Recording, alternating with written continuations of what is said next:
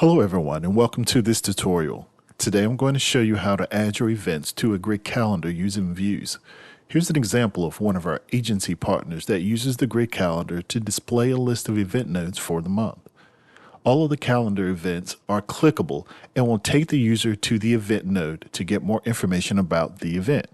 So I can click on any of these events and it will take me to a specific node with additional information about this event.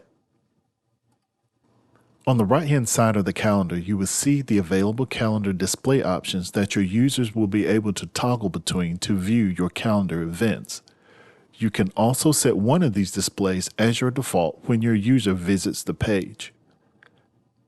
On the right-hand side, you're going to see the month that is already highlighted.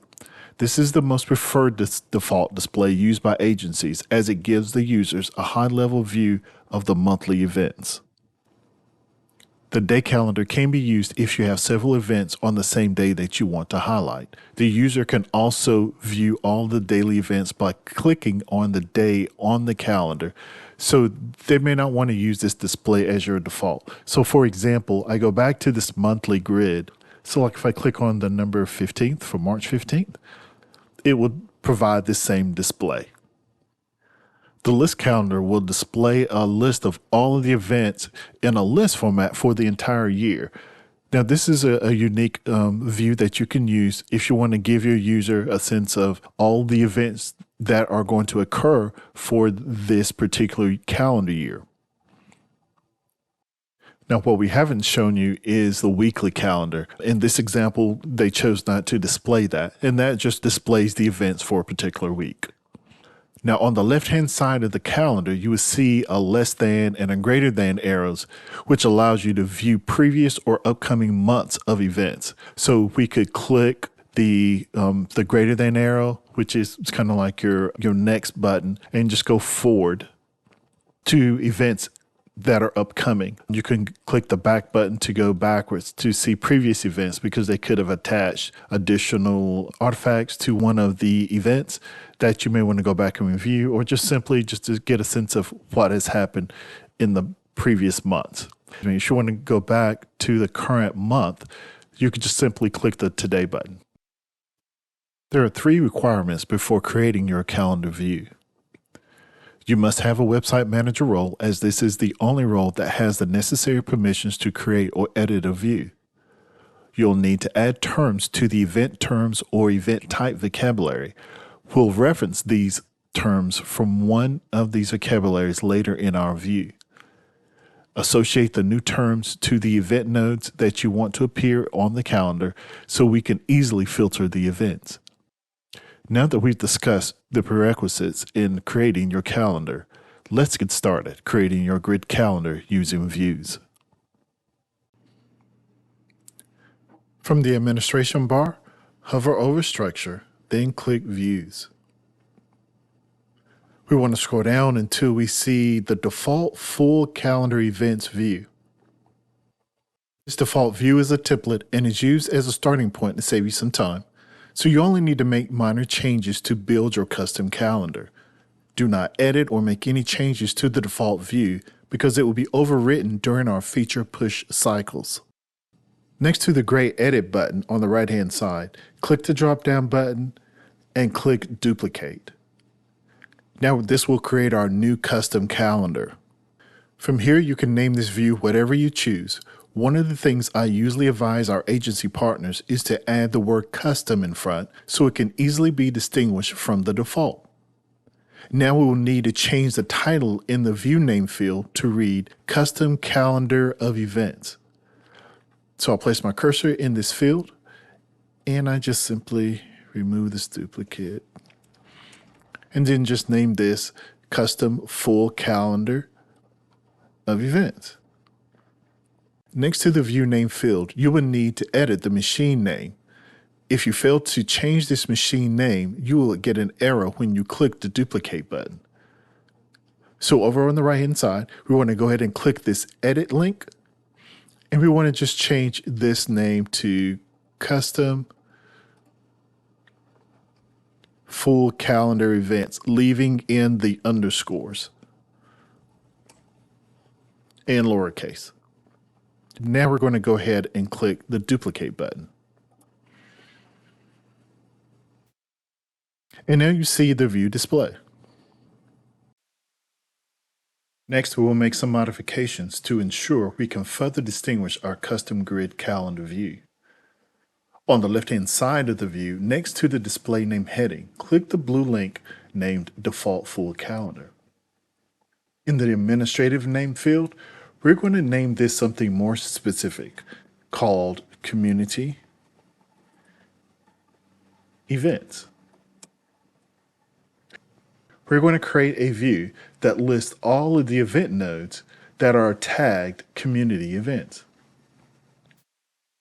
Next, we click the Apply button. It is best to add something that is related to the type of calendar information that you're displaying, because you can have multiple calendar grid displays within a view. Okay, now that we've added our display name, on the right-hand side of the page, we're going to go ahead and click the Edit View Name Description button. And the only change we want to make here is to the administrative description field. And we want to get rid of this information because we don't want to cause any confusion to any web manager that comes back and sees this custom full calendar events view and thinking it may be a default. So now that we've removed this information, we'll click the Apply button. And we're back at our view now. All of the work we've done thus far is in preparation for creating our custom calendar. We're going to focus on these two sections here. Starting on the far left-hand side, locate the title heading.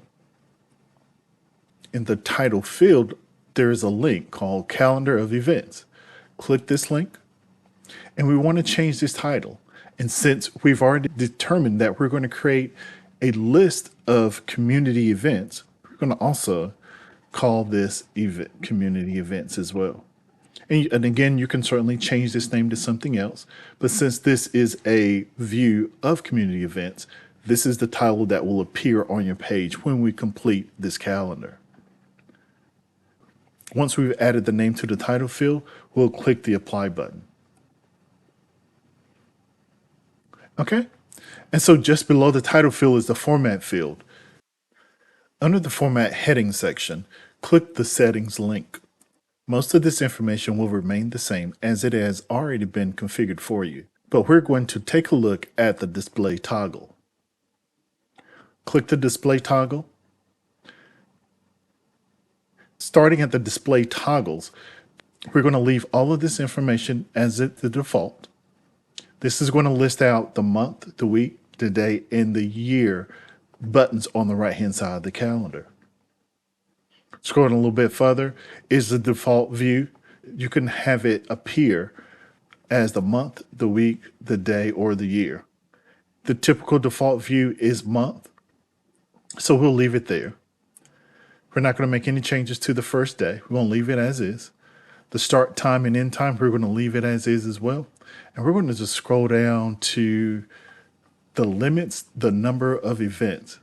And basically what that does is it says how many events will it display before it will start hiding additional events. It's only going to display 2 events that happen on the same day. So it's, say for instance, you have 3 events, it's going to list 2, and then it's going to provide a plus sign or some sort of indicator to tell you there is another event that is hidden. Okay, and we'll just leave it at 2 for right now. There's no need to change anything in the Legends color or the reoccurring events settings either. And so we're going to scroll down and we're going to click the Apply button. Now if we go a little bit further down, we see the Fields section. We don't need to make any changes there. We're going to leave everything as is. And a little further down, we'll see the filter criteria. Here, this is where we do the filtering.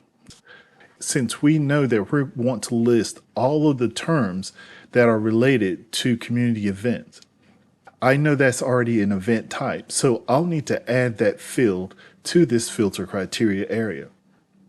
So the first thing I'll do is I'll remove any unnecessary fields that I don't need. So this event terms is something I don't need because it will not have the community events taxonomy term that I'm looking for. So I'm just going to simply remove that. And I'm going to go back to my filter criteria section and click the gray add button. And I'm going to search for event type. And again, the reason why I'm choosing the event type is because this is where I have the taxonomy community events. So I'll go ahead and select the event type. In the selection type, I'll click the drop down radio button, and I'll also click the show hierarchy and drop down. And the reason why I selected this option is because if there are child items in this list, it will make it more readable for you. I'll go ahead and click the apply and continue button. And now I see in the vocabulary event type, I see the term community event. I'll select it and click the apply button. And now we'll go to the sort criteria section. We're going to leave everything as is. And now what I want to do is to go ahead and save this information, because we've already made quite a few changes to this view already, and we want to make sure that we capture everything that we've done, because if something happens, we'll lose all this information and we'll have to start again. And now if we look at the top, we see the status message that has a green check mark and a message that says the view custom full event calendar events has been saved, which means it saved all of the changes we've made thus far. Now that we've finished the first section, we can now move to the second section. Here we will update the URL path so it is unique to your custom calendar. Now, if you forget to do this, when you display your calendar, Drupal might display the default view instead of your custom community event view. So we want to make sure that you change this path. So to prevent this, we're going to change the path. We're going to click this calendar events or you can update this path to anywhere in your main menu as you choose. So we're just going to simply use the name to community events. So this is our new path. When we save our URL, it's going to be under events/community events. And now we're going to click the apply button. In the header, we typically leave it blank. We don't really need to display content above the calendar, but you certainly can do that if you choose. You'll simply click this add button. You can add either a text area or unfiltered text in and add any information that you choose. Okay, so we're not going to add anything in this particular case, so we're going to click the cancel button. We're going to leave the footer information blank as well as the no results behavior blank. And under the pager item, so for a calendar, you typically don't need to worry about those settings, so we'll leave those as is. And as far as the meta tags, the same thing as well. So now we've added all the configurations we needed. And so what I want to do now is to scroll down just below the save button, and we're going to take a quick peek at what the calendar is probably going to look like on the live site. So if you click this update preview button, your calendar should present itself.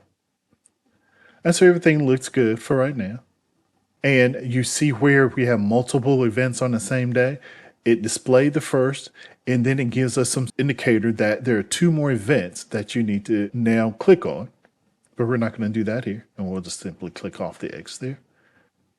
So everything looks good. And if we scroll back up a little bit, we see that we're going to have a month, a week, a day, and a year list of all of the events for 2024 for the community calendar.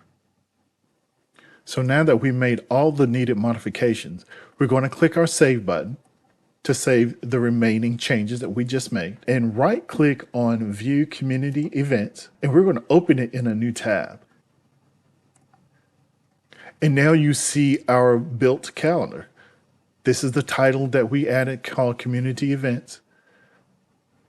By default, it's going to display our calendar grid with all of the events. This is a multi-day event that ranges from the 26th and 22nd. If I click on these buttons here, this is the month, the week, This is what it looks like in a week display. Scroll back up. This is the day. And this is the list for the whole year. Now we can certainly go back to the month. So let's click on one of these events. And so if we click on this Mother's Day brunch and just click it, it would actually take us to the Mother's Day brunch and it will have all the information needed for that event. So now we're back at the live version of the calendar and we're done. Thank you for joining us on this tutorial on creating a custom grid calendar using Vue.